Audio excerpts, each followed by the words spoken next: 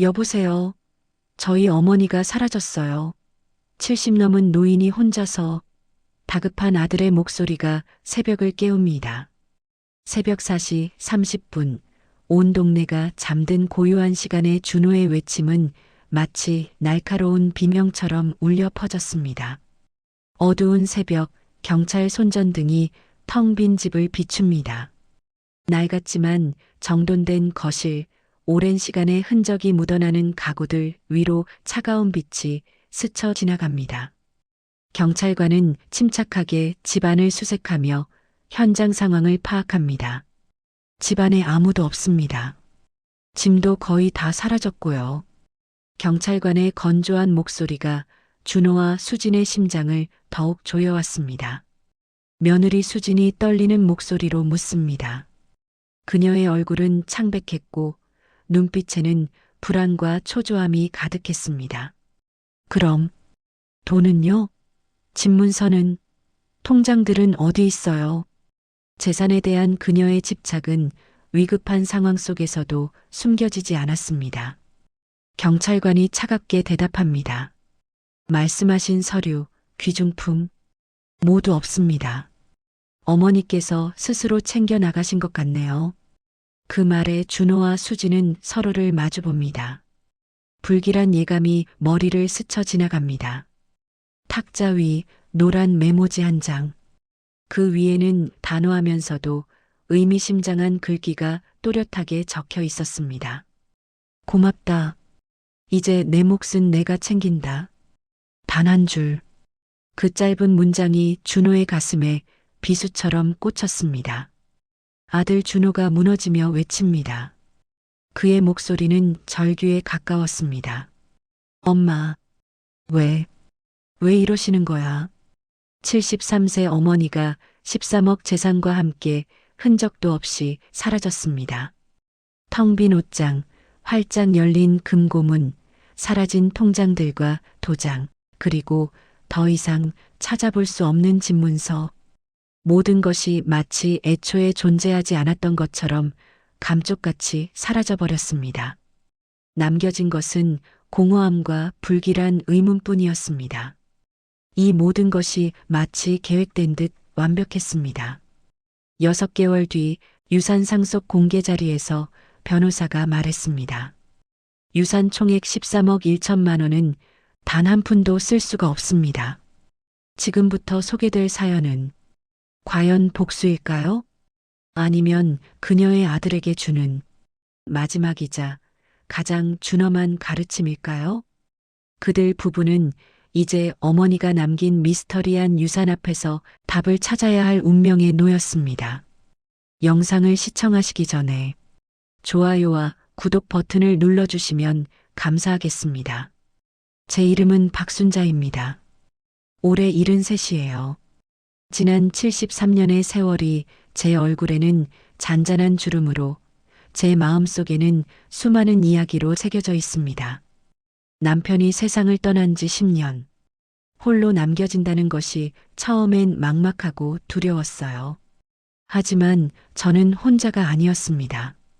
작은 슈퍼 하나, 평생 살아온 정든 집 한 채, 그리고 젊은 시절부터 한 푼, 두 푼 아껴 모은 적금들이 제 삶의 든든한 버팀목이 되어 주었습니다. 새벽 오시면 어김없이 슈퍼 셔터를 올렸어요. 아직 어스름한 새벽 공기 속에서 저는 새로운 하루를 시작했습니다. 슈퍼 앞을 지나던 동네 아이들이 저를 보면 반갑게 외쳤죠. 할머니, 과자 주세요. 그러면 저는 언제나 손자가 달려오는 것처럼 흐뭇한 미소로 과자 봉지 2개를 챙겨줬습니다. 하나는 내가 먹고 하나는 동생 주라면서요. 그 모습에 저는 흐뭇하게 미소 지었습니다. 아이들의 순수한 웃음은 제 삶의 작은 활력소였습니다. 은행에 가면 낡은 통장에 5만 원씩 적금을 넣었어요. 몇십 년을 이어온 변함없는 습관이었습니다. 조금씩이라도 꾸준히 모아야 한다는 생각으로요. 은행원들은 이제 저를 알아보고 미소 지으며 인사했습니다. 이번 달도 5만 원이시죠? 응, 조금씩이라도 모아야지. 그게 제 전부였지만 작은 행복이었습니다. 작은 것에 만족하며 하루하루를 보냈죠. 검소하지만 충만한 삶이었습니다. 그러던 어느 날 아들 준호가 며느리 수진이와 함께 찾아왔어요. 남편이 떠난 후 저를 찾아오는 발걸음이 뜸했던 아들이었기에 더욱 반가웠습니다. 아들이 제 손을 잡으며 엄마 외롭지 않으세요? 라고 물을 때 북받치는 감정에 눈물이 날 뻔했어요. 저는 환하게 웃으며 대답했어요. 그래, 고맙다. 우리 아들이 제일 착해. 며느리 수진이도 말했습니다. 어머니, 제가 반찬도 좀 해올게요. 그때만 해도 정말 고마웠습니다. 진심으로요. 제 아들과 며느리가 저를 진심으로 생각하는 마음이 느껴져 마음 한구석이 따뜻해졌습니다. 매주 일요일이 기다려졌어요. 한 주 내내 그날만을 손꼽아 기다렸습니다.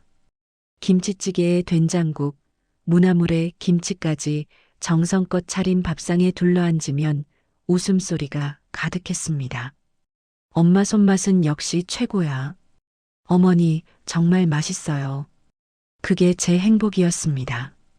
오랜만에 느껴보는 따뜻한 가족의 정에 매주 일요일이 마치 축제 같았습니다.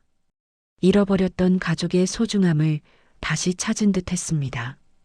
6개월 후 어느 일요일 저녁, 여느 때처럼 함께 식사를 마친 후 분위기가 미묘하게 달라졌습니다. 이전과는 확연히 다른 어딘가 모르게 불편하고 어색한 기류가 흘렀습니다. 수진이가 가볍게 하지만 의도적으로 말을 꺼냈어요. 마치 대화를 유도하려는 듯 조심스러운 표정이었습니다. 어머니, 요즘 뉴스 보셨어요? 다들 미리 상속 정리하시던데요. 상속? 저는 그 단어가 낯설기도 하고 저와는 상관없는 이야기처럼 들렸습니다.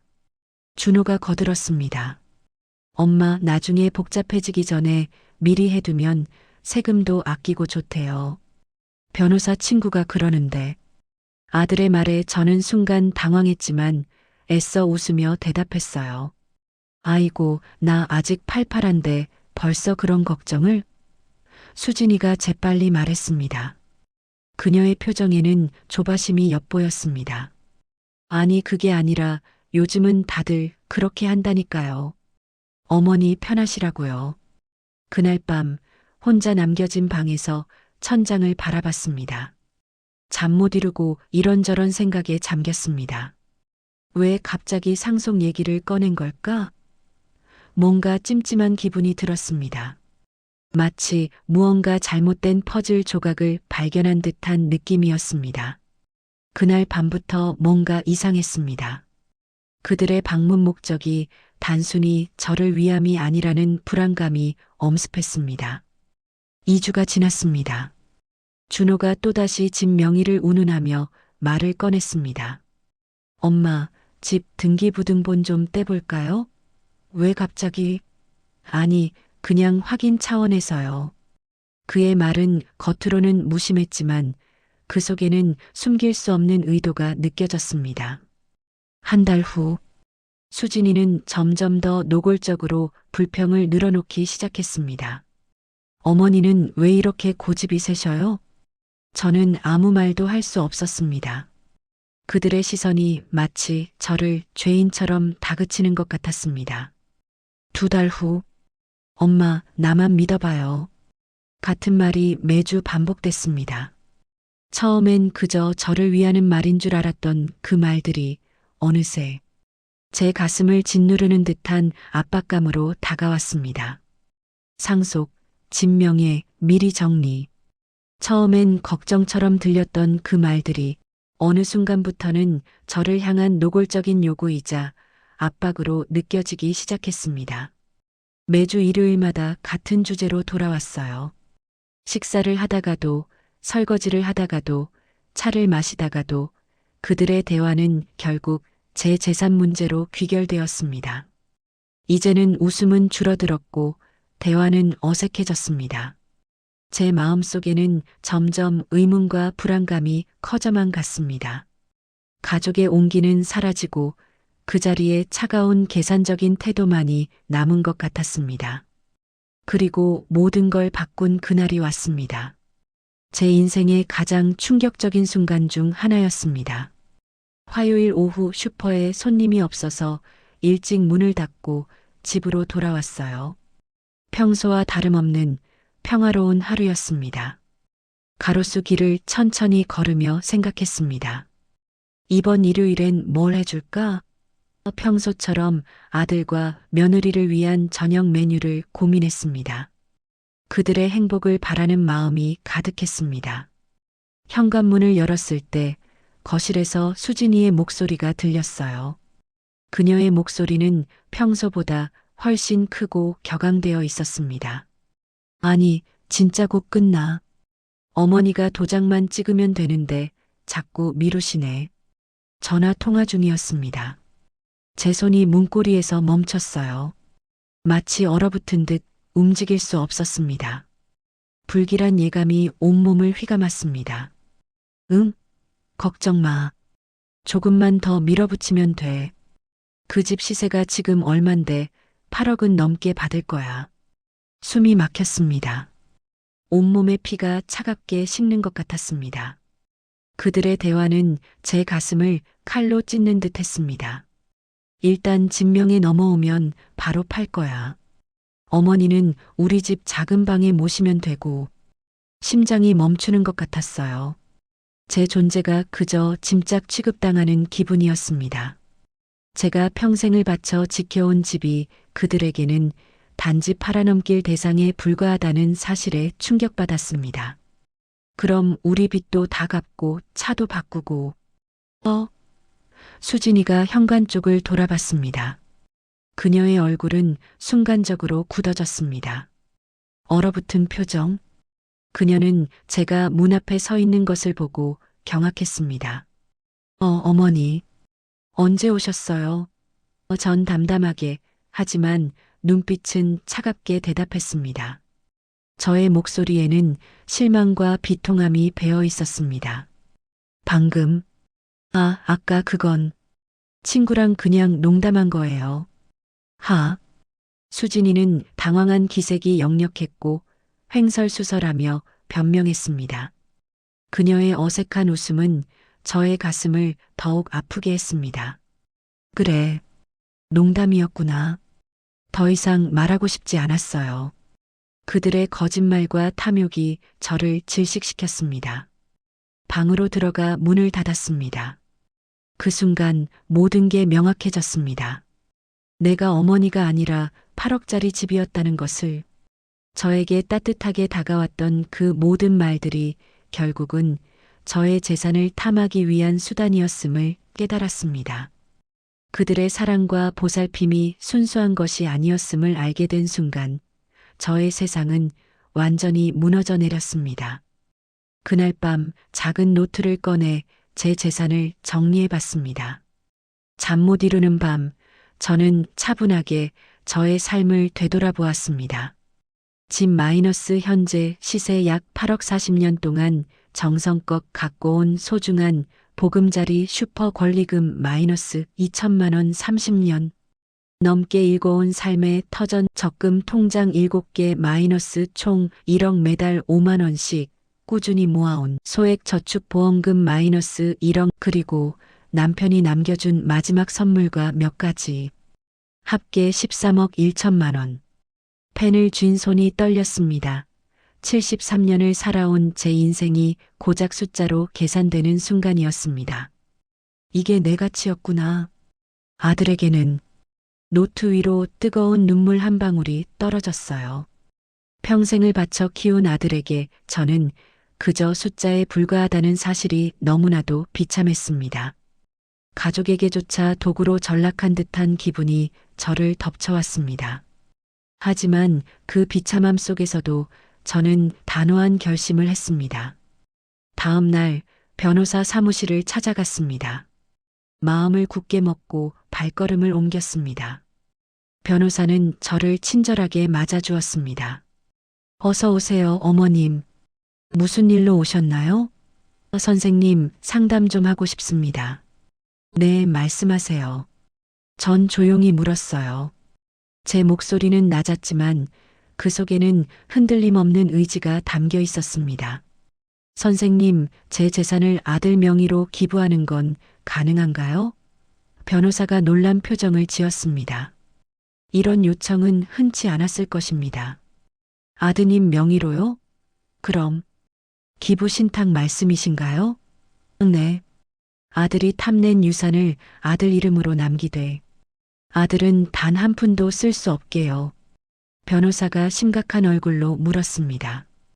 그의 표정에는 걱정과 진지함이 엿보였습니다. 혹시 무슨 일이 있으셨나요? 아니요. 그냥 제대로 가르치고 싶어서요. 마지막으로요. 변호사가 펜을 놓으며 말했습니다. 그렇게 하시면 아드님은 평생 기부자로만 남고 실제로는 한 푼도 쓸 수가 없게 됩니다만 그게 제가 원하는 겁니다. 제 말에 변호사는 한숨을 쉬며 재차 확인했습니다. 어머님, 정말 확실하신 겁니까? 네. 73년 살면서 이렇게 확실한 적이 처음입니다. 제 삶의 마지막 순간에 저는 제 아들에게 제가 할 수 있는 마지막 가르침을 주기로 결심했습니다. 이 가르침은 돈의 가치보다 훨씬 귀한 인간으로서의 도리를 깨닫게 하는 교훈이 될 것이라고 믿었습니다. 그렇게 2주간 아무도 모르게 움직였습니다. 저는 아무도 모르게 조용히 그리고 치밀하게 모든 것을 준비했습니다. 마치 제 삶의 마지막 장을 정리하듯이 말입니다. 월요일 은행 첫 번째 방문. 낡은 통장을 해지하기 위해 은행 창구에 앉았습니다. 통장 정리하려고요. 해지하시는 거예요? 은행 직원은 의아해하는 표정이었습니다. 네. 화요일 은행 두 번째 방문. 세 번째, 네 번째. 7개의 통장을 모두 정리했습니다. 저의 평생의 노력이 담긴 돈들이었지만 망설임 없이 해지했습니다. 더 이상 그 돈이 탐욕의 대상이 되도록 내버려 둘 수는 없었습니다. 수요일 부동산 중개소. 40년 동안 살아온 집을 팔기 위해 부동산 중개인을 만났습니다. 집 파는데 얼마나 걸려요? 요즘 시세 좋아서 한 달이면 될 겁니다. 중개인의 말에 저는 한숨을 내쉬었습니다. 길고 길었던 집과의 인연이 끝나는 순간이 다가오고 있었습니다. 목요일 슈퍼 정리 시작. 30년 넘게 제 삶의 터전이었던 슈퍼를 정리하기 시작했습니다. 단골 손님이 물었어요. 사장님, 문 닫으세요? 네. 좀 쉬려고요.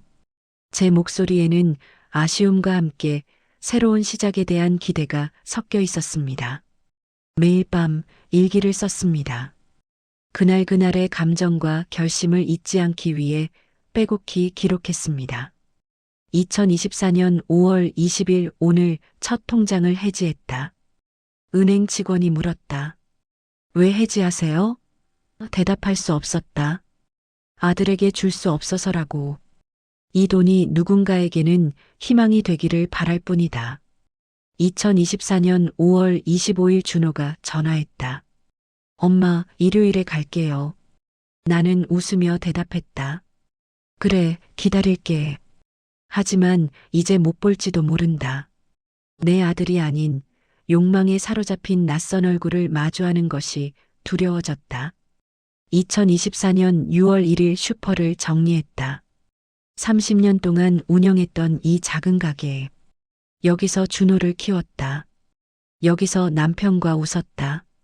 이곳은 나의 젊음과 추억이 고스란히 담긴 곳이지만 이제는 떠나야 할 때다. 이제 다 끝이다. 2024년 6월 10일 집이 팔렸다. 8억 2천. 이 집에서 40년을 살았다. 준호가 태어난 집, 준호가 자란 집, 수많은 추억과 역사가 깃든 공간. 하지만 이제 그저 8억짜리 부동산일 뿐이다. 2024년 6월 15일 변호사가 서류를 완성했다. 13억 1천만 원 전액 기부 신탁. 명의자 준호. 수혜자 고아원, 양로원, 장학재단. 준호는 평생 착한 기부자로 불릴 것이다. 하지만 쓸 수는 없다. 이 돈이 진정 필요한 곳에 쓰여 누군가의 삶을 변화시키기를 바랄 뿐이다. 아무도 눈치채지 못했습니다. 73살 할머니가 인생을 정리하고 있다는 걸. 조용히 그리고 단호하게 저는 모든 것을 정리하고 있었습니다. 제 삶의 마지막 퍼즐 조각을 맞춰나가듯이 말입니다. 2024년 6월 20일 마지막 일요일. 제 삶의 마지막 만찬이 될지도 모르는 날이 밝았습니다. 준호와 수진이가 평소처럼 찾아왔습니다. 그들의 얼굴에는 이전과 같은 따뜻함보다는 조급함이 먼저 보였습니다. 어머니 왔어요. 왔니? 된장찌개를 끓여 차린 밥상. 구수한 된장 냄새가 온 집안에 퍼졌지만 제 마음은 무거웠어요. 이 밥상이 아들과 함께하는 마지막 식사가 될 것이라는 예감에 가슴이 아려왔습니다. 식사 중 분위기가 점점 무거워졌습니다. 그들은 더 이상 평범한 대화를 이어가지 못했습니다. 준호가 진지하게 말을 꺼냈어요. 그의 목소리에는 초조함이 묻어 있었습니다. 엄마, 우리 오늘 확실히 정리하고 가요. 뭘? 저는 이미 모든 것을 알고 있었지만 그들의 입에서 직접 듣고 싶었습니다. 수진이 끼어들었습니다. 그녀는 더 이상 가면을 쓸 힘도 없는 듯 했습니다. 어머니, 이번 주 안에 명의 이전 서류 준비해야 돼요. 저희 대출 때문에 정말 급하거든요. 준호도 말했습니다. 그의 눈은 저를 향해 재촉하듯이 번뜩였습니다. 엄마, 우리 은행에서 독촉 들어왔어요. 이번 달 안에 담보 못 잡으면 큰일 나요. 전 조용히 물었어요. 제 목소리는 차분했지만 그 속에는 깊은 슬픔이 담겨 있었습니다. 그래서 내 집이 필요한 거니? 수진이 날카롭게 말했습니다. 어머니, 어차피 나중엔 다 준호 거잖아요. 지금 주시면 안 돼요? 나는 싫다고 했잖니. 준호가 목소리를 높였어요. 그의 얼굴에는 분노가 서려 있었습니다. 왜요? 대체 왜 그러시는 거예요? 정적이 흘렀습니다. 준호가 흥분하며 말했어요. 엄마, 저 엄마 아들이에요. 엄마가 절 낳았잖아요. 절 못 믿어요? 전 떨리는 목소리로 대답했습니다. 제 가슴은 찢어지는 듯 아팠습니다. 그래서 더 무서운 거야. 뭐라고요? 내가 내 아들이니까. 내가 내 아들이니까 더 조심했어야 했는데. 근데 너는 나를 집으로 봤어. 나를 돈으로 봤어. 수진이 화를 내며 말했어요. 그녀는 자신의 속마음이 들통난 것에 대한 분노를 드러냈습니다. 아니, 어머니. 우리가 언제 그랬다고 그러세요? 준호도 목소리를 높였습니다. 엄마가 너무 심한 거 아니에요? 우리가 얼마나 엄마를 모시려고 애쓰는데. 전 조용히 일어섰습니다. 더 이상 그들과 함께할 이유가 없었습니다. 이제 그만 가거라. 네. 뭐라고요? 가라고. 더 이상 볼 얼굴이 없구나. 준호가 황당하다는 표정을 지었어요. 엄마, 진짜 왜 이러시는 거예요? 단호한 제 말에 그들은 더 이상 아무 말도 하지 못했습니다. 현관문 앞, 수진이 짜증을 내며 말했습니다. 그녀는 노골적으로 불만을 표출했습니다. 자기야, 가자. 답답해 죽겠어. 고집불통에 이기적이고. 준호가 돌아보며 소리쳤어요.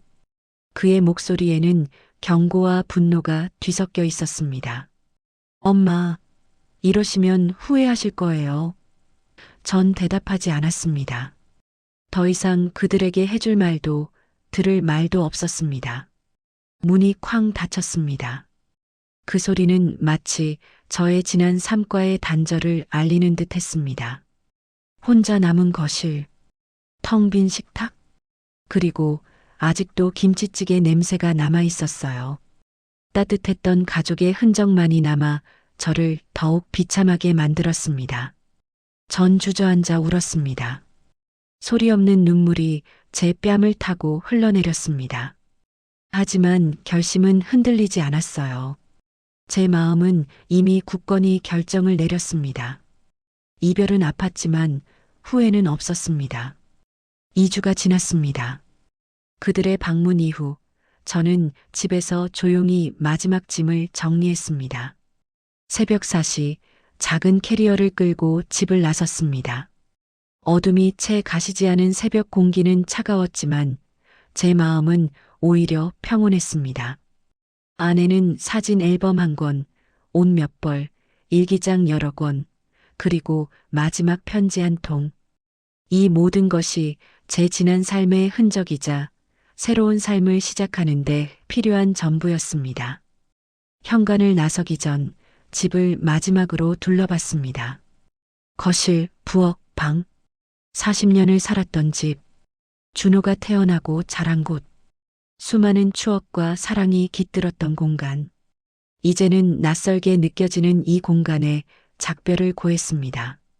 신발장 위에 집 열쇠를 놓았습니다. 그 옆에 노란 메모지. 고맙다. 이제 내 몫은 내가 챙긴다. 이 짧은 문장은 제 마지막 메시지이자 저의 단호한 의지의 표현이었습니다. 문을 닫았습니다. 지난 40년의 삶이 담긴 공간의 문이 닫히는 순간 저는 자유를 느꼈습니다.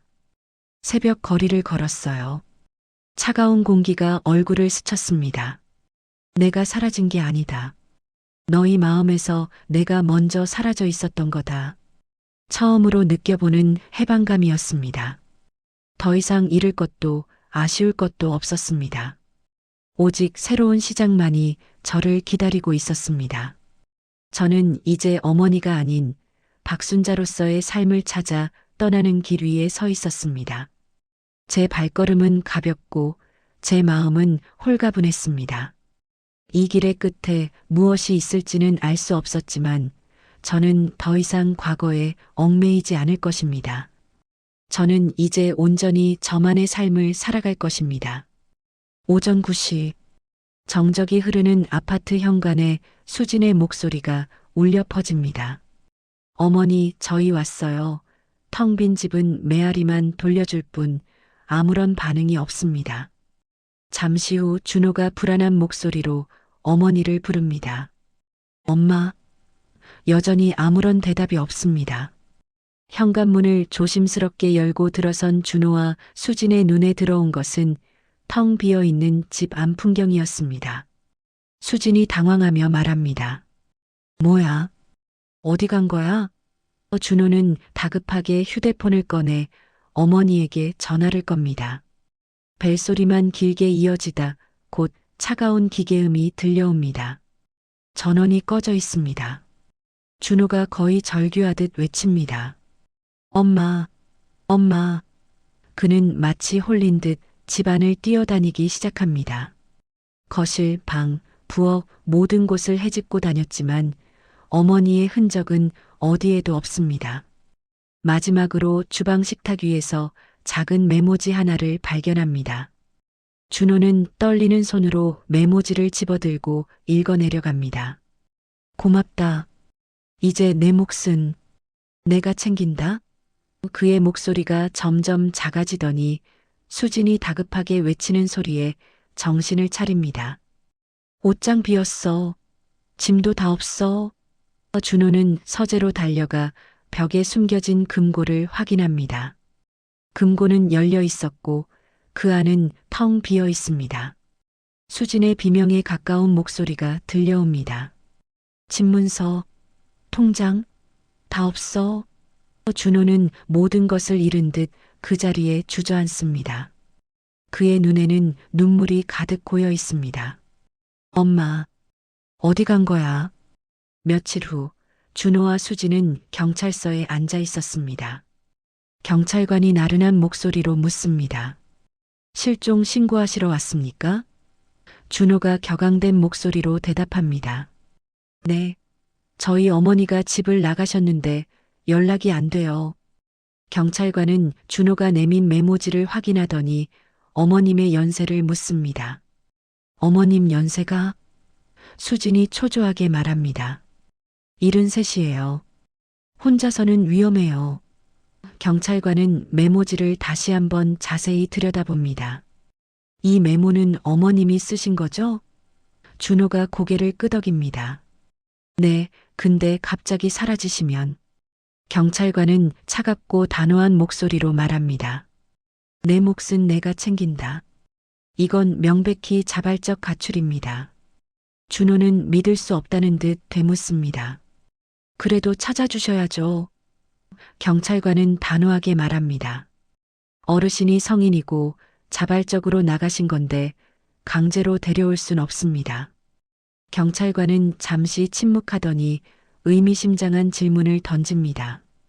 혹시 금전 문제 같은 게 있으셨나요? 수진이 당황하며 손사래를 칩니다. 아니요. 전혀요. 경찰관은 고개를 끄덕이며 설명합니다. 요즘 이런 경우 많습니다. 자식분들과 재산 문제로 갈등이 있으신 어르신들이 조용히 독립하시는 거죠. 준호는 그 말에 아무런 반박도 할 수 없었습니다. 그의 머릿속은 복잡한 생각으로 가득 찼습니다. 그렇게 어머님이 사라진 지 일주일이 흘렀습니다. 준호는 마치 미친 사람처럼 어머니를 찾아다녔습니다. 그의 얼굴에는 피로와 절망감이 역력했습니다. 월요일 준호는 주민센터를 찾아갔습니다. 저희 어머니 전입지 좀 알려주세요. 직원은 난감한 표정으로 대답합니다. 본인 동의 없이는 개인정보라서. 준호가 거의 애원하듯 말합니다. 제 친어머니인데요. 직원은 여전히 단호했습니다. 죄송합니다. 규정상 화요일 그는 어머니가 다니던 병원들을 수소문했습니다. 박순자라는 환자 오셨나요? 병원 측은 무표정한 얼굴로 답했습니다. 개인정보라서 확인해 드릴 수 없습니다. 준호가 울분을 터뜨렸습니다. 아니, 제 어머니를 찾는 건데. 돌아오는 대답은 항상 같았습니다. 죄송합니다. 수요일 준호는 어머니의 오랜 친구들을 찾아갔습니다. 엄마 어디 갔는지 아세요? 친구들은 하나같이 고개를 저었습니다. 몰라. 갑자기 연락이 끊겼어. 준호는 신락 같은 희망을 붙잡고 물었습니다. 혹시 어디 가신다는 말씀 없으셨나요? 친구들은 대답했습니다. 아무 말씀 없으셨어. 목요일 준호는 어머니가 운영하시던 작은 슈퍼마켓의 단골 손님들을 찾아갔습니다. 저희 어머니 보셨나요? 한 손님이 고개를 갸웃하며 말합니다. 아, 사장님? 한 달 전부터 안 보이던데요? 준호는 충격을 받았습니다. 한 달 전부터요? 손님은 다시 말했습니다. 네, 어느 날부터 문 닫으시더라고요. 한 달 전, 어머니가 집을 나간 시점과 일치했습니다. 준호의 마음은 더욱 불안해졌습니다. 금요일, 그는 은행들을 방문했습니다. 어머니 통장 거래 내역 좀. 은행 직원은 매뉴얼대로 응대했습니다. 본인 동의서가 있어야. 준호가 답답함에 소리쳤습니다. 사라지셔서 찾고 있다니까요. 직원은 차분하게 말했습니다. 그래도 규정상 모든 곳에서 벽에 부딪히는 기분이었습니다. 어머니의 행방은 묘연했고 찾을 수 있는 방법은 없는 듯 했습니다. 금요일 밤 준호의 집은 무거운 침묵에 잠겨 있었습니다. 지친 얼굴의 준호와 수지는 소파에 축 늘어져 앉아 있었습니다. 며칠 밤낮으로 어머니를 찾아 헤맨 탓에 그들의 얼굴에는 수심이 가득했습니다. 수진이 깊은 한숨을 쉬며 말했습니다. 휴, 이 고생이 다 뭐야. 돈 때문이 아니었으면 이렇게까지 안 했을 텐데. 그녀의 말에 준호는 아무런 말도 하지 못하고 침묵했습니다. 잠시 후 준호가 조용히 입을 열었습니다. 그게 문제야. 수지는 의아한 표정으로 물었습니다. 뭐? 준호는 나지막이 움졸였습니다. 우리가 돈만 받다는 게. 수진이 반박하려 했습니다. 무슨 소리야? 우린 어머니 생각해서. 하지만 준호는 고개를 저었습니다. 아니, 우린 집만 봤어. 엄마는 그걸 다 알고 있었던 거야. 뼈아픈 진실이었습니다. 정적이 두 사람을 감쌌습니다. 준호는 마치 혼잣말처럼 중얼거렸습니다. 엄마가 우리 눈에 어떻게 보였을까? 8억짜리지? 수지는 그의 말에 아무런 대답도 할 수 없었습니다. 그녀의 마음속에도 죄책감과 후회가 밀려들고 있었습니다. 다음 날 토요일 오후 준호는 홀로 어머니의 빈집을 다시 찾았습니다. 텅 빈 거실은 쓸쓸함만이 가득했습니다. 그는 어머니의 흔적이라도 찾으려는 듯 서랍 하나하나를 조심스럽게 열어보았습니다. 그리고 마침내 낡은 공책 하나를 발견했습니다. 공책의 표지에는 정갈한 글씨로 이렇게 적혀 있었습니다. 우리 아들 용돈 장부. 준호는 떨리는 손으로 공책을 펼쳤습니다. 그 안에는 무려 10년치의 기록이 빼곡하게 적혀 있었습니다. 2014년 3월 15일 준호 생일 10만 원. 2014년 5월 20일 준호 회사 승진 축하 20만 원. 2015년 1월 10일 준호 명절 용돈 50만 원.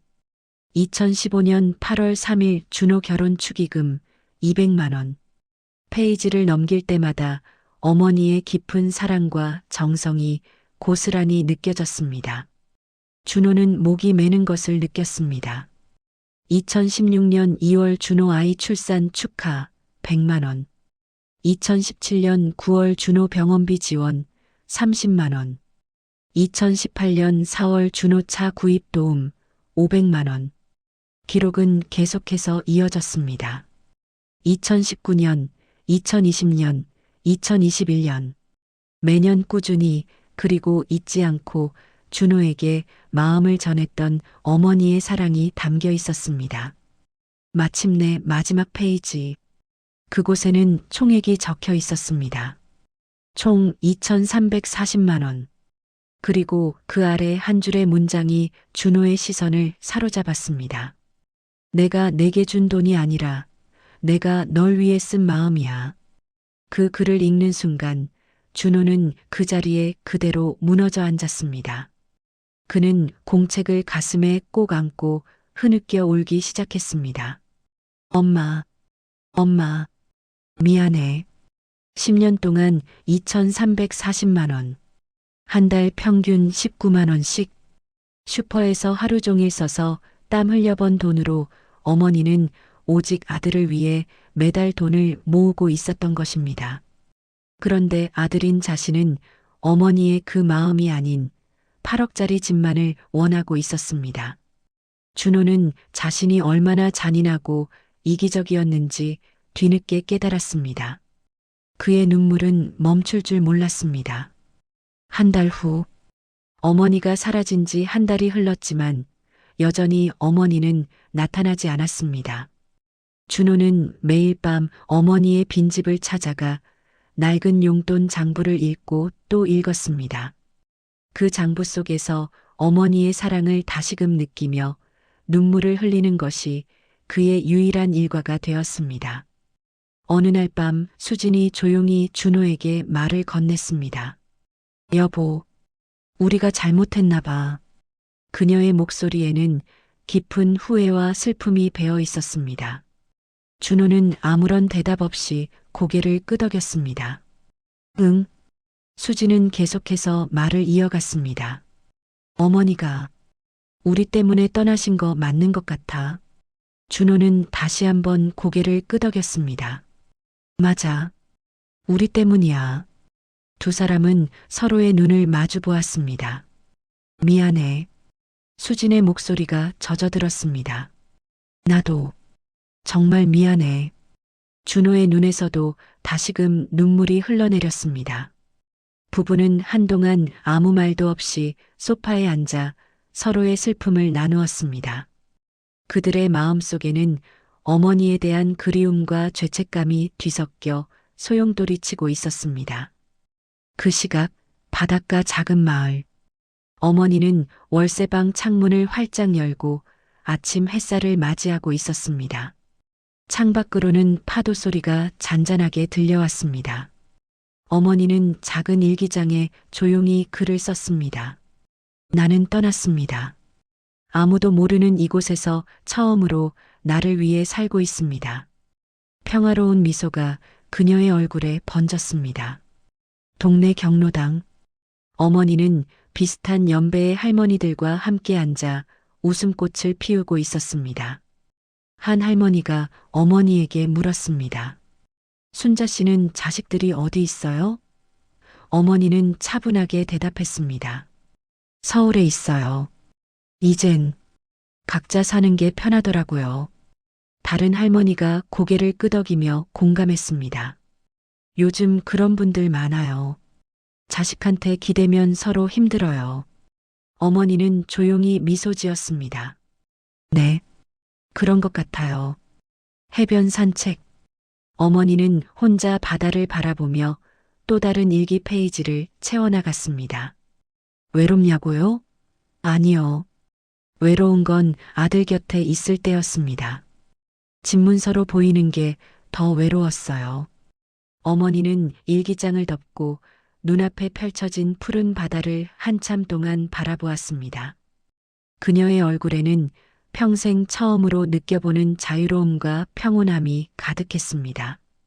어머니가 사라진 지 벌써 3개월이 지났습니다. 준호는 포기하지 않았습니다. 매주 빠짐없이 경찰서에 전화했지만 돌아오는 대답은 언제나 같았습니다. 아직 특이사항 없습니다. 어느 날 준호는 다시 어머니의 빈집을 찾아갔습니다. 우편함에는 청구서들이 가득 쌓여 있었습니다. 그는 그 안에서 혹시 어머니의 흔적이라도 찾을 수 있을까 하는 희망으로 하나하나 확인했습니다. 그러던 중 하나의 편지가 그의 시선을 사로잡았습니다. 바닷가 마을의 요양병원에서 온 편지였습니다. 준호는 가슴이 쿵쾅거리는 것을 느끼며 떨리는 손으로 편지를 열었습니다. 혹시 어머니가 그곳에 계신 건 아닐까? 하는 기대감이 그의 마음을 흔들었습니다. 하지만 편지 안에는 단순한 광고 전단지 한 장만 들어있을 뿐이었습니다. 실마리는 어디에도 없었습니다. 준호는 깊은 한숨을 내쉬며 다시금 좌절감에 빠져들었습니다. 어머니는 바닷가 마을에서 규칙적이고 평온한 일상을 보내고 있었습니다. 아침 6시 해변을 따라 산책하며 신선한 바닷바람을 들이마셨습니다. 오전에는 경로당에 가서 또래 어르신들과 함께 담소를 나누고 소일거리를 하며 시간을 보냈습니다. 점심은 간단하게 김치찌개나 된장국으로 해결했습니다. 오후에는 자원봉사 활동에 나섰습니다. 동네의 독거노인분들께 손수 만든 도시락을 배달하는 일이었습니다. 한 할머니가 어머니에게 반갑게 인사를 건넸습니다. 순자 씨, 오늘도 왔어요? 어머니는 따뜻하게 웃으며 대답했습니다. 네, 할머니. 오늘은 삼계탕 끓였어요. 할머니는 환하게 웃으며 말했습니다. 고마워요. 자식보다 낫네. 어머니는 그 말에 쓸쓸한 미소를 지었습니다. 저녁에는 다시 일기장을 펼쳤습니다. 오늘도 준호 생각이 났다. 잘 지내고 있을까? 그래도 연락하지 않기로 했다. 이게 우리 둘 다를 위한 거니까. 그녀의 마음속에는 아들에 대한 그리움이 자리하고 있었지만 동시에 새로운 삶에 대한 만족감과 자유로움 또한 느껴졌습니다. 그녀는 스스로에게 다짐했습니다. 다시는 과거로 돌아가지 않을 거야. 이곳에서 나만의 삶을 살 거야. 어머니가 집을 나선 지 5개월이 지났습니다. 바닷가 마을의 평온한 삶은 계속되었지만 어머니의 몸은 조금씩 예전 같지 않다는 것을 느끼기 시작했습니다. 작은 감기에도 쉽게 회복되지 않았고 기침이 잦아졌으며 몸이 자주 쑤시고 아팠습니다. 하지만 어머니는 병원에 가지 않았습니다. 이 정도는 괜찮아. 나이 들면 다 이런 거지. 스스로를 위로하며 통증을 참았습니다. 어느 날 경로당에서 함께 지내던 할머니가 어머니의 안색을 걱정하며 물었습니다. 순자 씨, 안색이 안 좋은데 병원 가봤어요? 어머니는 애써 괜찮은 척 대답했습니다. 아니요, 괜찮아요. 할머니는 진심으로 걱정하며 다시 말했습니다. 그래도 한번 가보세요. 건강이 제일 중요해요. 어머니는 고개를 끄덕였지만 결국 병원에는 가지 않았습니다. 그녀의 마음 한구석에는 홀로 낯선 곳에서 병원 신세를 지게 될지도 모른다는 막연한 두려움이 자리하고 있었습니다. 또한 혹시라도 아들이 자신을 찾아낼까봐 병원에 가는 것조차 꺼려지는 마음도 있었습니다. 어머니가 사라진 지 6개월째 되던 어느 날, 어머니는 여느 때처럼 해변에 앉아 일기장을 펼쳤습니다. 하지만 오늘은 평소와 다르게 일기의 마지막 페이지를 쓰고 있었습니다. 그녀의 손은 미세하게 떨렸지만 글씨는 여전히 정갈했습니다. 준호야, 엄마는 이제 곧 떠날 것 같구나. 몸이 점점 안 좋아지고 있어. 하지만 후회는 없단다. 이 6개월이 내 인생에서 가장 자유로운 시간이었어. 그녀의 눈빛은 아련했지만 평온했습니다. 너에게 남길 돈은 없지만 너와 함께 보낸 시간을 남긴다. 그리고 한 가지 깨달음을. 돈으로 엮인 관계는 끊어지지만 마음으로 남긴 기억은 평생 남는다는 것을. 어머니는 잠시 숨을 고르고 마지막 문장을 적어 내려갔습니다. 내가 느낀 외로움은 너는 평생 잊지 말아라. 그리고 내 아이에게는 부디 돈이 아닌 마음을 주렴. 마지막으로 사랑한다, 준호야. 라는 문장을 쓰고 어머니는 일기장을 조용히 덮었습니다. 바닷바람이 그녀의 머리카락을 스쳐 지나갔습니다.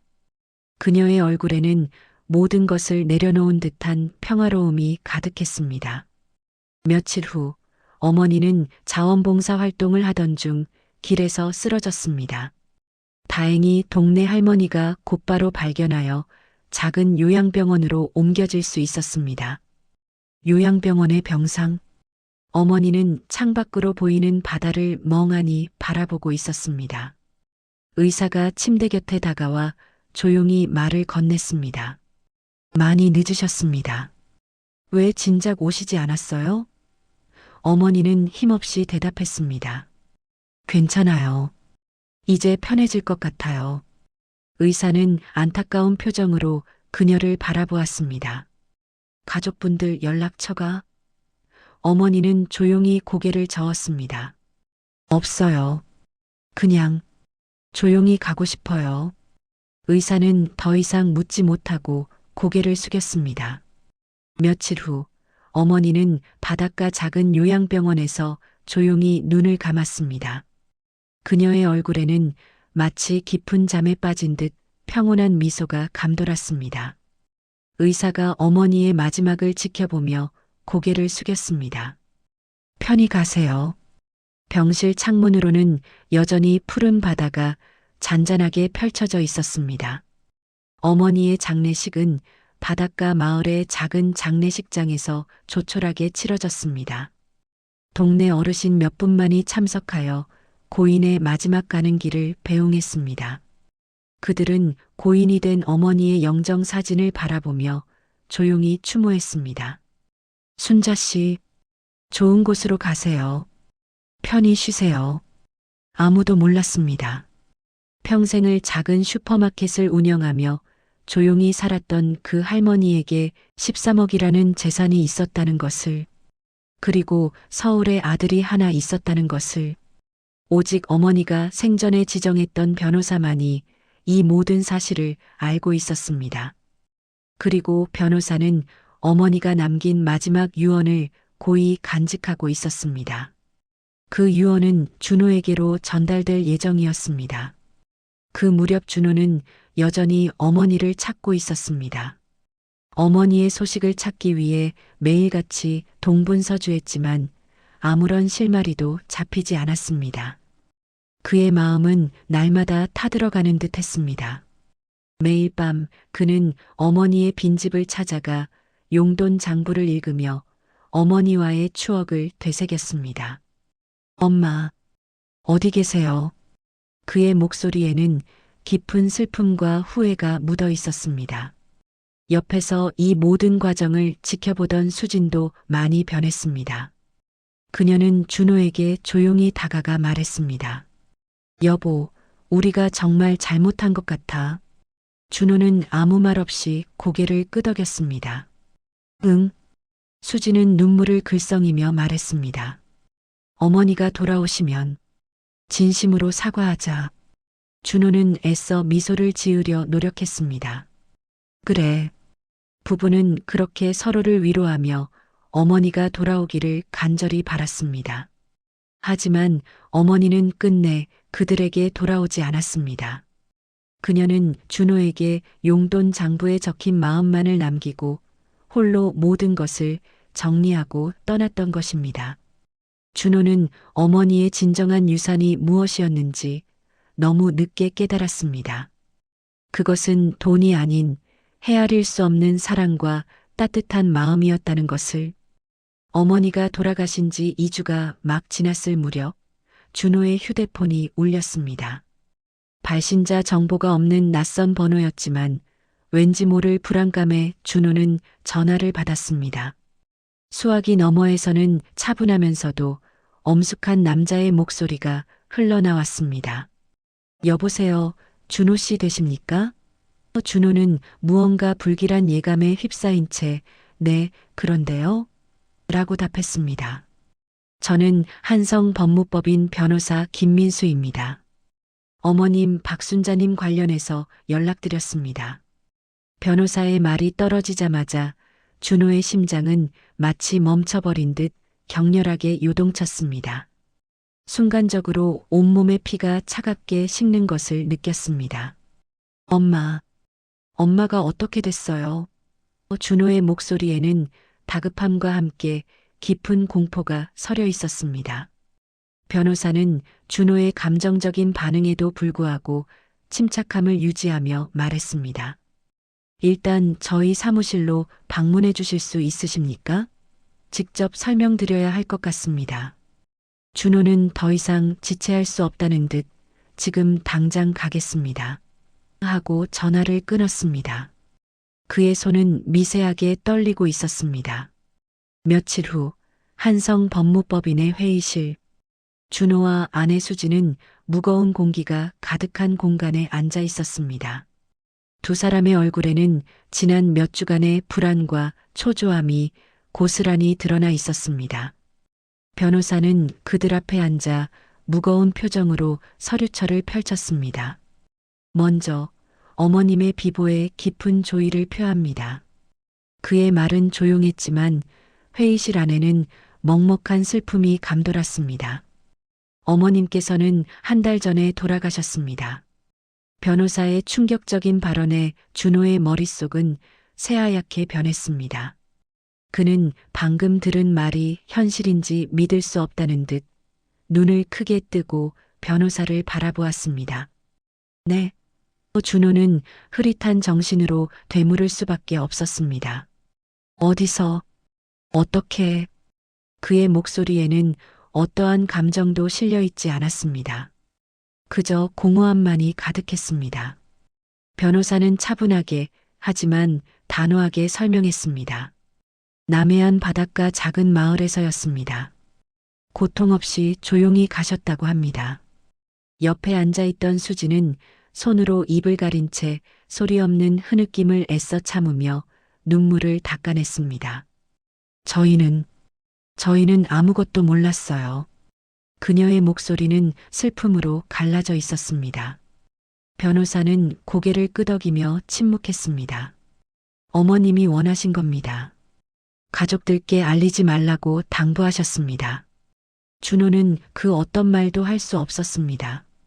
그저 멍하니 허공만을 응시할 뿐이었습니다. 어머니가 자신들에게 알리지 않고 혼자 죽음을 맞이했다는 사실이 준호의 심장을 갈기갈기 찢는 듯 했습니다. 후회와 죄책감이 쓰나미처럼 밀려왔습니다. 변호사는 무거운 분위기 속에서 다시 서류를 정리하며 입을 열었습니다. 그럼 이제 본론으로 들어가겠습니다. 어머님께서 남기신 유산 내역입니다. 변호사의 말에 준호와 수진의 귀는 조건반사적으로 쫑긋 섰습니다. 슬픔에 잠겨 있던 두 사람의 표정에서 미묘한 변화가 감지되었습니다. 변호사는 정확한 금액들을 하나하나 읊었습니다. 부동산 매각 대금 8억 2천만 원, 슈퍼 권리금 2천만 원, 적금 및 예금 3천만 원, 보험금 1억, 그리고 기타 몇 가지 자산들을 합하여 총 13억 1천만 원입니다. 수진의 눈빛은 순간적으로 섬광처럼 반짝였습니다. 그녀의 입술에서는 저절로 13억? 이라는 경탄의 탄식이 흘러나왔습니다. 준호 또한 놀란 표정을 감추지 못했습니다. 엄마가 그렇게 많은 돈을. 그의 목소리에는 놀라움과 함께 기대감이 섞여 있었습니다. 그러나 변호사는 그들의 희망을 단번에 꺾는 차가운 말로 대화를 끊었습니다. 하지만 변호사의 한마디에 회의실 안에는 다시금 무거운 정적이 흘렀습니다. 두 사람의 시선은 불안하게 변호사에게 고정되었습니다. 변호사는 그들의 긴장된 얼굴을 한 번씩 훑어본 후 결정적인 말을 내뱉었습니다. 모두 기부 신탁으로 처리되었습니다. 준호는 영문을 모르겠다는 듯 어리둥절한 표정을 지었습니다. 네, 기부 신탁이요? 그게 무슨... 변호사는 준호의 질문을 예상했다는 듯 서류를 넘기며 차분하게 설명했습니다. 이 유산의 13억 1천만 원 전액이 아들 준호 씨 명의의 기부 신탁으로 설정되어 있습니다. 준호는 떨리는 목소리로 겨우 물었습니다. 그게 무슨 말입니까? 제가 그 돈을 어떻게 할 수 없다는 건가요? 변호사는 단호하게 고개를 끄덕였습니다. 네, 맞습니다. 준호 씨는 이 돈을 전혀 개인적으로 사용할 수 없습니다. 법적으로 접근 권한이 없습니다. 변호사의 말에 수진은 격하게 자리에서 벌떡 일어섰습니다. 그녀의 얼굴은 분노와 당혹감으로 일그러져 있었습니다. 말도 안 돼. 그럼 우리는 이 큰 돈을 두고 아무것도 받을 수 없다는 말이에요? 변호사는 조금의 흔들림도 없이 단호한 목소리로 말했습니다. 네. 법적으로 유족인 준호 씨는 이 신탁금에서 단 한 푼도 받으실 수 없습니다. 준호는 망연자실한 표정으로 허탈하게 물었습니다. 그럼 그 돈은 대체 어디로 가는 겁니까? 변호사는 준비된 서류를 보며 설명을 이어나갔습니다. 어머님께서 생전에 직접 지정하신 곳들입니다. 고아원, 양로원, 장학재단, 그리고 노숙자 등 총 13억 1천만 원이 여러 자선단체로 기부됩니다.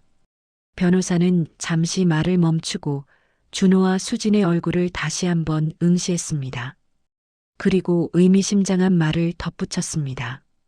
하지만 모든 기부 기록에는 준호 씨의 이름이 평생 남게 됩니다. 준호는 혼란스러운 표정으로 무슨 하고 되뇌었고 변호사는 설명을 이어갔습니다. 매달 기부가 진행될 때마다 각 단체에서 기부자 준호라는 이름으로 준호 씨에게 감사 편지가 발송될 겁니다. 준호의 얼굴은 순식간에 붉어졌다가 이내 하얗게 질렸습니다. 수지는 떨리는 목소리로 다시 확인하듯 물었습니다. 그럼 우리는 정말 아무것도 받을 수 없다는 거죠? 변호사는 마지막 확인 사살을 하듯 말했습니다. 네. 법적으로는 한 푼도 받으실 수 없습니다. 그리고 변호사는 회의실 한켠에 놓여 있던 낡은 나무 상자를 꺼냈습니다. 상자에는 세월의 흔적이 고스란히 묻어 있었습니다. 그리고 이것도 있습니다. 어머님께서 아들 준호에게만 직접 남겨달라고 당부하셨습니다. 준호는 떨리는 손으로 상자 뚜껑을 열었습니다. 상자 안에는 여러 권의 낡은 공책들이 빼곡하게 채워져 있었습니다. 먼지가 희미하게 내려앉은 공책들을 보며 준호는 의아해했습니다. 일기장이요? 변호사는 고개를 끄덕였습니다. 네. 어머님께서 돌아가시기 전 마지막 6개월간 직접 쓰신 일기입니다. 준호는 제일 위에 놓인 공책을 집어들었습니다. 공책 표지에는 어머니의 정갈한 글씨로 아들아, 준호에게라고 쓰여 있었습니다. 준호는 조심스럽게 첫 페이지를 펼쳤습니다. 그곳에는 가슴을 먹먹하게 만드는 문장이 적혀 있었습니다. 준호야, 너에게 남길 돈은 없지만 너와 함께 보낸 시간을 남긴다. 준호의 손이 미세하게 떨렸습니다. 눈앞의 글귀는 어머니의 마지막 메시지처럼 느껴졌습니다. 준호는 페이지를 넘겼습니다. 2024년 3월 5일, 오늘 준호가 수진이와 함께 찾아왔다. 오랜만에 온 아들이 반가워 저녁을 차려줬더니 예전처럼 맛있게 먹어줬다. 하지만 뭔가 달라졌다. 수진이가 자꾸만 우리 집 이야기를 꺼내고 재산에 대해 은근히 묻는 것이 신경 쓰였다. 내심 걱정이 앞섰다. 페이지를 넘기자 또 다른 날의 기록이 나타났습니다. 2024년 4월 2일, 준호가 변호사 친구를 데려왔다. 내게 편히 살게 해드리겠다며 명의 이전 상담을 하자고 했다. 엄마, 편하시라고 하는 거예요. 저희가 관리하는 게 낫잖아요. 준호는 웃으며 말했지만 나는 그의 눈빛 속에서 편안함이 아닌 탐욕스러운 불꽃을 보았다. 그때 깨달았다. 이제 나에게는 집이라는 가치만 남았다는 것을. 준호의 눈에서 뜨거운 눈물이 하염없이 흘러내렸습니다. 일기장의 글귀는 칼날처럼 그의 가슴을 꿰뚫었습니다. 2024년 4월 30일 오늘 나는 모든 것을 알게 되었다. 내가 외출한 사이 수진이가 전화 통화를 하는 소리가 들렸다. 8억짜리 집만 넘어오면 바로 팔 거야. 그 순간 나는 깨달았다. 너희에게 나는 더 이상 어머니가 아니라 그저 8억이라는 숫자에 불과했다는 것을. 그동안의 모든 행동들이 한순간에 퍼즐처럼 맞춰졌다. 준호는 숨을 쉴 수가 없었습니다. 그는 일기장을 든 손으로 자신의 얼굴을 감쌌습니다. 내가 결혼하고 처음 며느리에게 눈치를 보던 날 나는 내게 따뜻한 국 한 그릇도 제대로 못 끓여줬다. 아들을 위해 뭐든 해주고 싶었는데 그때부터 너는 나를 멀리하기 시작했다. 미안했다. 어머니의 절절한 마음이 담긴 글귀에 준호는 오열했습니다. 내가 병원에 갈 때마다 넌 늘 바쁘다고 했다. 아주 작은 감기라도 걸릴 때면 걱정하는 척했지만 실제로 찾아오는 일은 없었다. 널 원망하진 않지만 점점 너의 존재가 낯설게 느껴졌다. 너는 나를 찾지 않았다. 나는 매일 밤 내 전화를 기다렸지만 그 기대는 언제나 허무하게 깨졌다. 결국 나는 너를 기다리는 것을 멈췄다. 준호는 소리내어 울기 시작했습니다. 사무실 안에 울려 퍼지는 그의 울음소리는 뼈아픈 후회와 슬픔으로 가득했습니다. 그래서 나는 깨달았다. 너는 엄마라는 존재가 아니라 내가 가진 돈이 필요하다는 것을. 그리고 너의 마음속에는 이미 엄마라는 자리가 사라져 있었다는 것을. 내가 너에게 해줄 수 있는 마지막은 이것뿐이었다. 수진 또한 준호의 옆에서 소리 없이 눈물을 흘리고 있었습니다. 그녀의 얼굴은 죄책감과 부끄러움으로 얼룩져 있었습니다. 변호사는 무거운 침묵 속에서 다시 조용히 녹음기를 꺼냈습니다. 어머님께서 생전에 남기신 음성 파일도 있습니다. 재생 버튼을 누르자 익숙하면서도 가슴 저미는 어머니의 목소리가 회의실을 가득 채웠습니다. 내 아들 준호에게 준호는 고개를 들어 녹음기를 응시했습니다. 그의 눈은 퉁퉁 부어 있었습니다. 내 재산은 모두 내 이름으로 된 기부 신탁으로 돌렸다. 내가 직접 쓸 수는 없겠지만 내 이름으로 세상의 어딘가에서 누군가는 분명 도움을 받게 될 거다.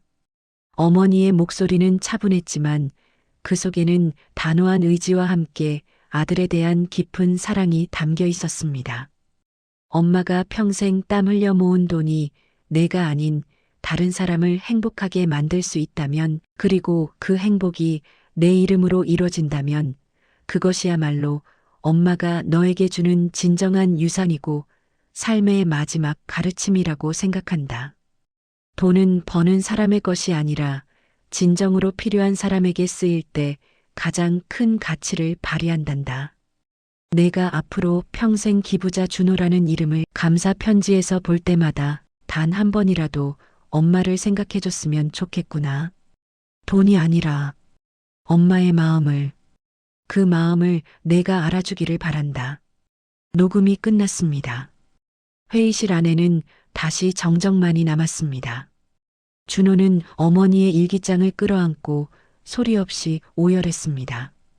그의 몸은 죄책감과 후회로 떨리고 있었습니다.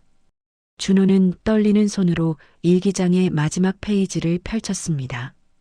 그곳에는 단 한 줄의 글귀만이 적혀 있었습니다. 내가 느낀 외로움을 너는 평생 잊지 말아라. 준호는 더 이상 참을 수 없다는 듯 무너지며 절규했습니다. 엄마, 엄마, 미안해. 정말 미안해. 제가 정말 잘못했어요. 변호사는 조용히 입을 열었습니다. 어머님의 마지막 장례식은 어머님이 계시던 바닷가 마을에서 조촐하게 치러졌습니다. 동네 어르신 몇 분만이 참석하셨습니다. 수지는 흐느꼈습니다.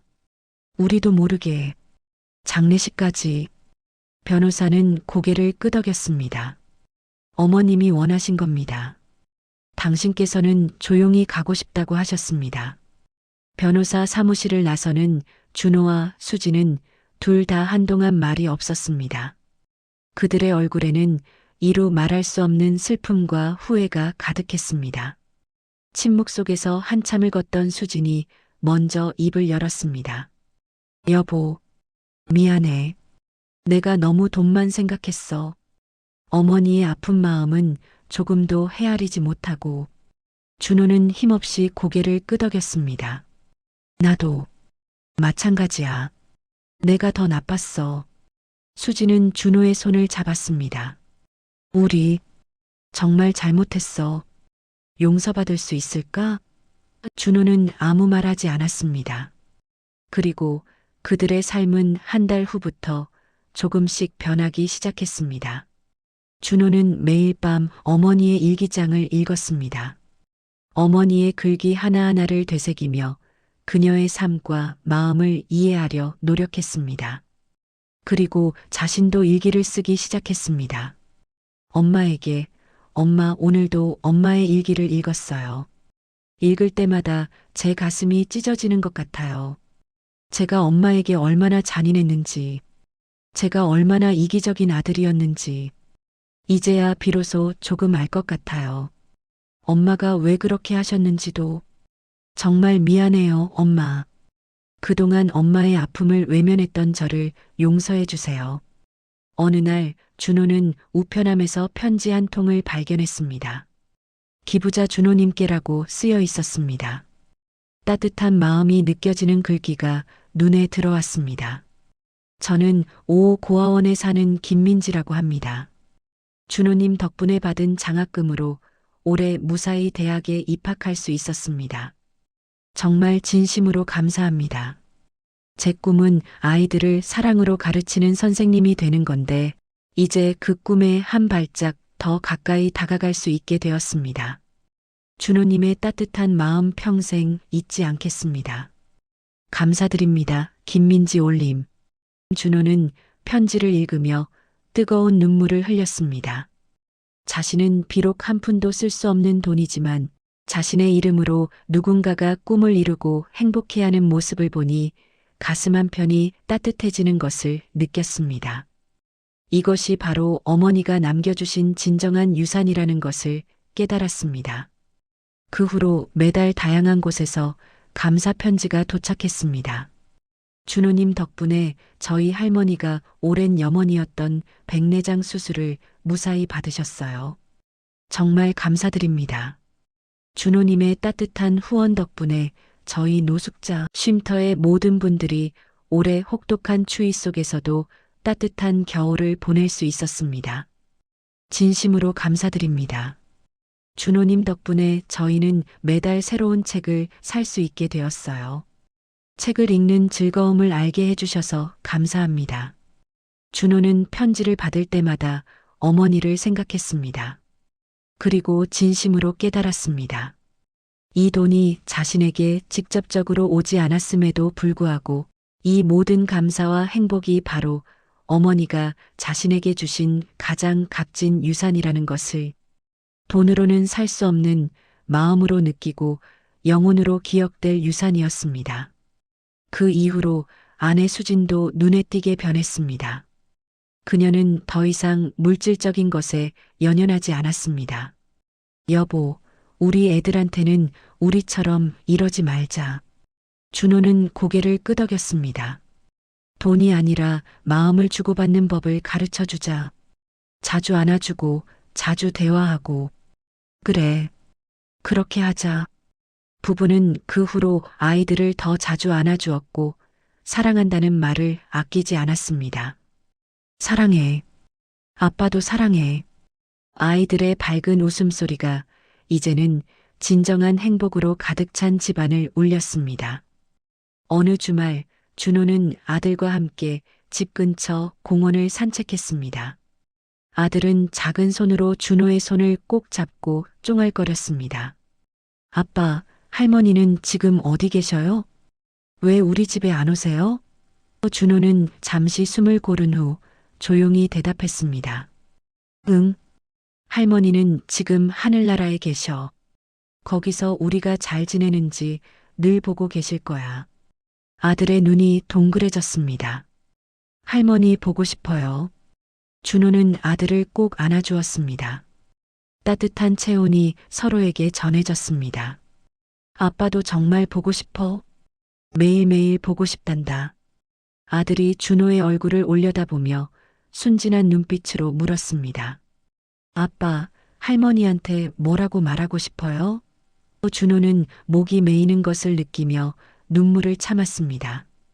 미안하다고. 그리고 너무 사랑한다고. 아들이 아빠를 올려다보며 환하게 웃었습니다. 아빠, 우리 할머니한테 편지 쓸까요? 하늘로 보내는 편지요. 준호는 아들의 기특한 생각에 감격했습니다. 그래, 좋은 생각이다. 엄마도 함께 쓰자고 하자. 1년 후 준호는 어머니가 마지막으로 머물렀던 바닷가 작은 마을을 다시 찾았습니다. 어머니의 흔적을 따라 걷고 싶었습니다. 그는 동네 어르신 몇 분을 만나 어머니에 대해 물었습니다. 혹시 박순자 씨를 아세요? 한 할머니가 준호의 얼굴을 자세히 보더니 환하게 웃으며 답했습니다. 아, 순자 씨. 그럼요. 우리 마을에서 제일 인심 좋고 착한 분이셨지. 봉사활동도 열심히 하시고 항상 웃음을 잃지 않으셨어요. 무엇보다 항상 이제야 비로소 자유롭다고 말씀하셨죠. 준호의 가슴이 철렁 내려앉았습니다. 자유롭다고요? 그의 목소리는 떨렸습니다. 네. 평생 자식 위해 희생하며 사시다가 이제 자신만을 위해 산다고 이렇게 행복할 수가 없다면서 늘 웃으셨어요. 준호는 그 말을 듣고 가슴이 미어지는 것 같았습니다. 어머니는 자신에게서 벗어나서야, 아들의 굴레에서 벗어나서야 비로소 진정한 자유와 행복을 느꼈던 겁니다. 후회와 슬픔이 다시금 그를 덮쳤습니다. 준호는 해변에 홀로 섰습니다. 어머니가 매일 아침 저녁으로 산책했다는 그 길을 천천히 걸었습니다. 붉은 석양이 바다를 황금빛으로 물들이고 있었습니다. 준호는 끝없이 펼쳐진 수평선을 바라보며 중얼거렸습니다. 엄마, 이제야 알겠어요. 그의 목소리에는 깊은 깨달음과 함께 먹먹함이 묻어 있었습니다. 엄마가 왜 저를 떠나셨는지, 왜 그런 선택을 하셨는지, 엄마가 저에게 뭘 가르치려 하셨는지도 이제야 알겠어요. 미안해요, 엄마. 제가 너무 어리석고 이기적이었어요. 정말, 정말 미안해요. 준호는 마지막으로 힘껏 외쳤습니다. 그리고, 사랑해요, 엄마. 시원한 바닷바람이 그의 얼굴을 스쳐 지나갔습니다. 마치 어머니가 부드럽게 그의 뺨을 어루만지며 대답하는 것 같았습니다. 괜찮다, 내 아들아. 이제라도 깨달았으니. 2년이 지났습니다. 준호는 여전히 매달 감사 편지를 받았습니다. 그리고 매번 편지를 읽을 때마다 어머니를 떠올렸습니다. 어머니의 가르침은 준호의 삶 깊숙이 뿌리내려 그의 존재를 변화시켰습니다. 어느 날 준호는 중대한 결심을 했습니다. 자신도 직접 기부를 시작하기로.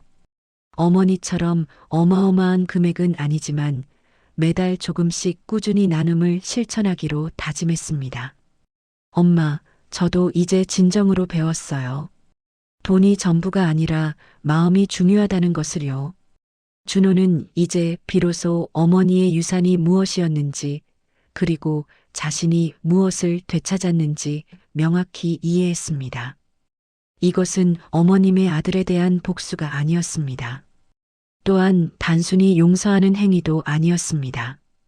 그저 삶의 가장 중요한 진리를 깨우치게 하는 어머님의 위대한 가르침이었습니다.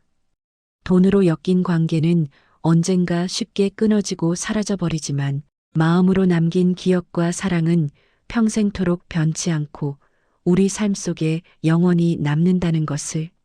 내 사랑하는 아들아, 내가 직접적으로 받을 수 없는 돈이라는 유산 대신 내가 평생토록 잊을 수 없는 사랑과 가르침을 남긴다. 평생 기부자 준호라는 이름으로 너에게 배달될 감사 편지들을 볼 때마다 단 한 번이라도 엄마를 기억해 주렴. 그리고 너의 소중한 아이에게는 돈이 아닌 진정한 마음과 사랑을 남겨주렴. 그것이 엄마가 너에게 주는 마지막 선물이란다. 어머니의 마지막 선물이었습니다. 우리에게 던지는 깊은 메시지였습니다. 당신은 지금 부모에게 무엇을 바라고 있습니까? 물질적인 재산입니까? 아니면 조건 없는 따뜻한 마음입니까? 그리고 부모는 당신에게 무엇을 남기고 싶어 할까요? 통장의 잔고일까요? 아니면 잊을 수 없는 사랑과 지혜일까요? 오늘 잠시 시간을 내어 부모님께 진심을 담은 전화 한 통 해보는 건 어떨까요? 이 영상이 여러분 모두의 마음에 작지만 소중한 울림이 되기를 진심으로 바랍니다. 오늘도 저의 영상을 끝까지 시청해 주셔서 진심으로 감사합니다. 영상이 좋으셨다면 좋아요와 구독 버튼 꼭 부탁드리며 여러분의 소중한 이야기를 댓글로 남겨주세요. 여러분의 이야기가 또 다른 누군가에게 큰 위로와 영감이 될 수 있습니다. 다음 이야기로 더욱 깊은 감동으로 찾아뵙겠습니다. 여러분 모두 행복하세요.